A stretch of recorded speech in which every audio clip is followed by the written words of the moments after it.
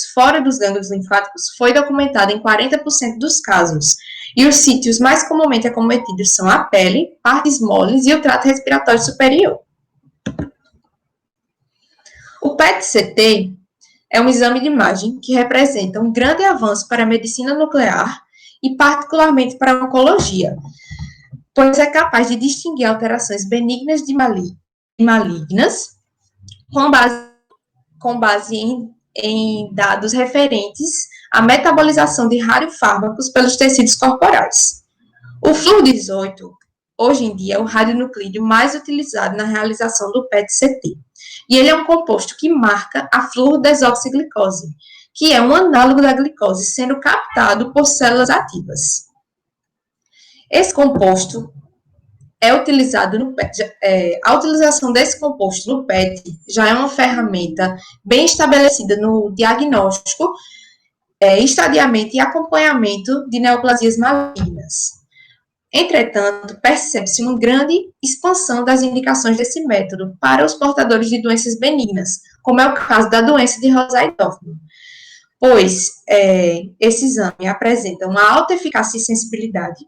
Ele é capaz de evidenciar lesões e avaliar a progressão da doença para outros sítios, sejam nodais ou extranodais.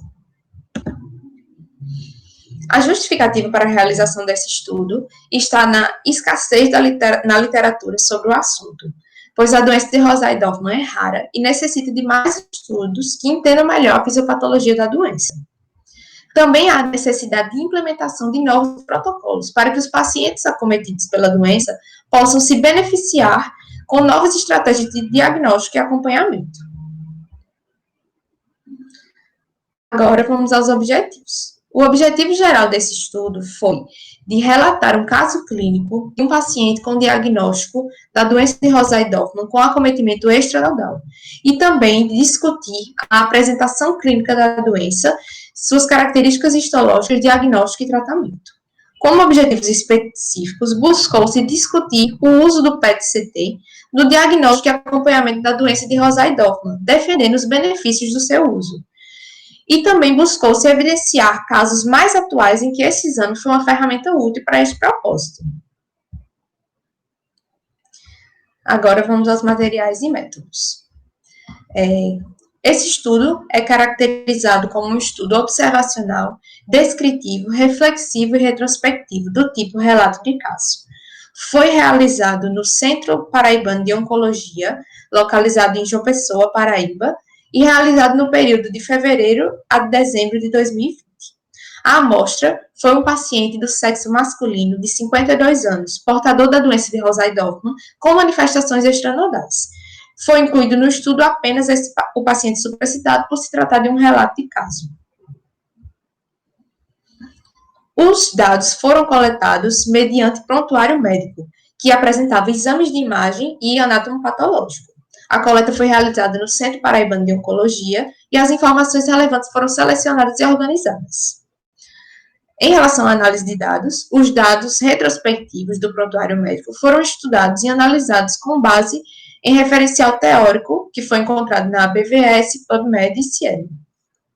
Em relação aos aspectos éticos, solicitou-se a dispensa do termo de consentimento livre esclarecido por não haver contato com esse paciente. E o estudo foi submetido ao Comitê de Ética em Pesquisa do Centro Universitário de João Pessoa, UNIP. Agora vamos aos resultados e discussão. Como resultados, eu inicio com a identificação do paciente, que é do sexo masculino, pardo, tem 52 anos e é natural e residente de João Pessoa, Paraíba. Agora, para o relato do seu caso.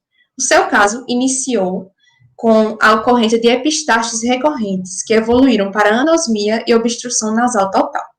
O paciente, posteriormente, evoluiu com linfonodomegalias submandibulares e cervicais indolores à palpação. Evoluiu também com uma perda ponderal de 17 quilos durante esse período e não teve febre. Todos esses sintomas ocorreram em um período de 4 anos. E após esse período, o paciente evoluiu com dificuldade de deambulação e paresia do membro inferior direito, desenvolvendo também uma linfonodomegalia em região axilar direita. Ao exame físico, o paciente apresentava bom estado geral, apresentava também múltiplas linfonodomegalias em região cervical, sendo a maior delas localizada do lado direito e medindo 7 centímetros de diâmetro. Também apresentava uma linfonodomegalia em região axilar direita, medindo 5 centímetros de diâmetro, e outra em região subclavicular esquerda, medindo 3 centímetros de diâmetro. Todas eram indolores, móveis e de consistência fibrótica. Ao exame físico, ele também apresentava obstrução nasal completa, manifestando a respiração apenas oral. Por conta dos sintomas de dificuldade de deambulação e da paresia do membro inferior direito, além da suspeita de se tratar de uma doença linfoproliferativa, foi solicitada a realização do PET-CT, que evidenciou lesões expansivas com alta atividade metabólica em cavidades nasais, sacro e nos corpos de T12, L1 e L2, como mostra na imagem. E foi evidenciado também um nódulo hipermetabólico na próstata, que não tem relação com a doença em questão. Foi solicitada também a biópsia do linfonodo cervical direito, e esse corte histológico mostrava uma proliferação de células com características histiocytárias e apresentava linfócitos preservados no citoplasma de histiócitos, com halo claro ao redor, que demonstra a hiperipolese, que está demonstrada na imagem pelo círculo vermelho. Mas o que é a hiperipolese? A hiperipolese é a fagocitose não destrutiva de eritrócitos e linfócitos. E, embora não seja patognomônica, ela é a marca da doença e é requerida para o seu diagnóstico. Portanto, esse achado, juntamente com os achados da imunohistoquímica, que revelaram expressão difusa para a proteína S100 e positividade para a proteína CD163, confirmaram para este paciente o diagnóstico de doença de Rosai-Dorfman.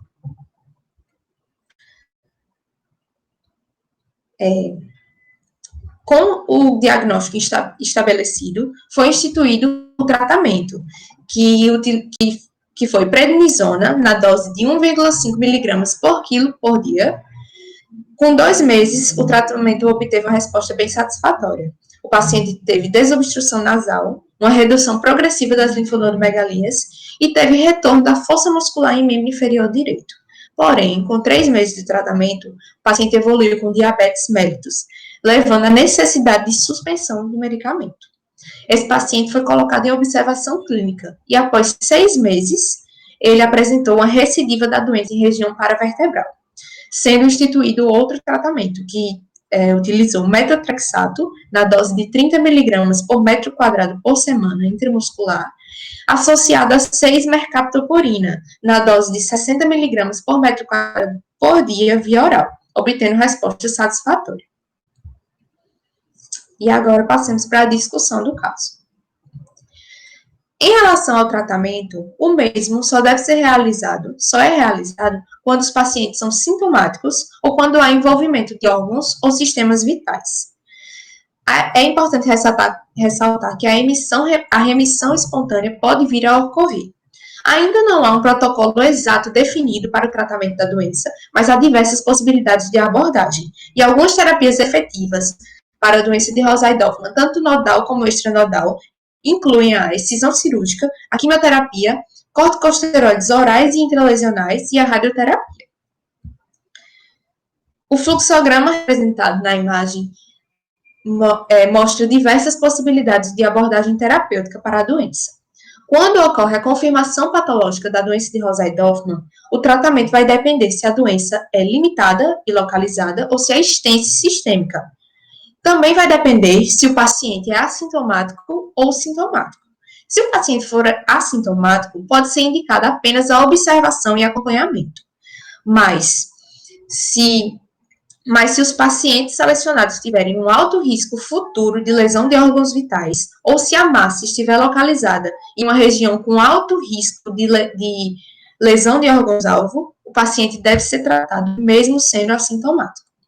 Se o paciente for sintomático, a doença deve ser tratada, seja pela ressecção cirúrgica completa, que pode ser complementada pela radioterapia ou pelo tratamento medicamentoso, ou se a doença for extensa e sistêmica, o tratamento inicial vai ser o medicamentoso, que tem diversas possibilidades de medicamentos, como os esteroides, o rituximab, imatinib, o metotrexato, que foi utilizado nesse caso.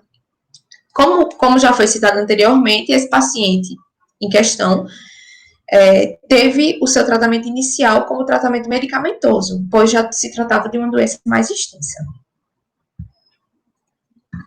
Em relação ao diagnóstico da doença de Rosai-Dorfman, o mesmo se dá pela histologia e imunohistoquímica, que também são capazes de fazer a diferenciação das lesões encontradas de lesões malignas. Histologicamente, caracteriza-se pela proliferação de células histiocíticas, juntamente com o achado da hiperipolese, que foi discutido anteriormente, e está representada na imagem novamente pelo círculo vermelho. Novamente, lembrando que ela não é patognomônica, mas é a marca da doença e é requerida para o diagnóstico. A imunohistoquímica, essas células se mostram positivas para as proteínas S100, CD68 e CD163, e ocorre a ausência da proteína CD1A.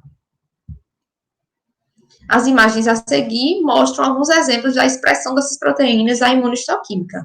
Na imagem A expressão da proteína S100, na imagem B, a expressão da proteína CD68, na imagem C, a expressão da proteína CD163 e na imagem D ocorre a ausência da expressão da proteína CD1A. Nas imagens A e C, os histiócitos demonstram hiperipolese, encontrando-se linfócitos preservados circundados por um halo claro. E a coloração utilizada foi a hematoxilina e eosina. Em relação aos exames de imagem da doença de Rosai-Dorfman, percebe-se uma certa carência em sua utilização, mas alguns de seus benefícios são que eles podem evidenciar lesões adicionais e auxiliam na escolha da melhor abordagem terapêutica. Além disso, são capazes de definir a extensão da doença. E como já foi visto, o tratamento depende de uma avaliação abrangente dos órgãos envolvidos para ser definido. Nos pacientes nos quais a doença de Rosai-Dorfman já foi diagnosticada, ou naqueles nos quais essa hipótese foi levantada, os exames de imagem podem ser úteis para realizar uma seleção de locais para a realização de biópsia, para uma posterior realização do perfil molecular e identificação de mutações que confirmem ou descartem esse diagnóstico. Dentre os exames de imagem, o PET-CT seria a melhor escolha? O uso do PET-CT, marcado pela fluor-18, fluor-desoxiglicose, vem sendo implementado cada vez mais em doenças histiocíticas. E no caso da doença de Rosai-Dorfman, isso